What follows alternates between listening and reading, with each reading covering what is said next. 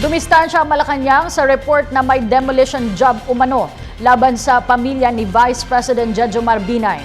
Ayon kay Presidential Communications Secretary Sunny Coloma, kinailangan o iginagalang nila ang pagiging independent ng Office of the Ombudsman.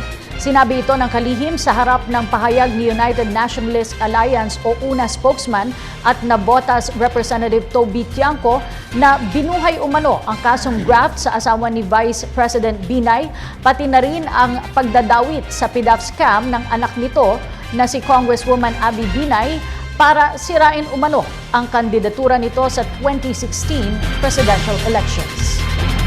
Apo akong kinalaman doon sa kanyang salaysay, kaya napakahirap po para sa akin na mag-umpisa pa lamang na magbigay ng komentaryo tungkol dyan. Pero inaakusahan niyo Hindi po kasi... magiging responsable para sa akin na magbigay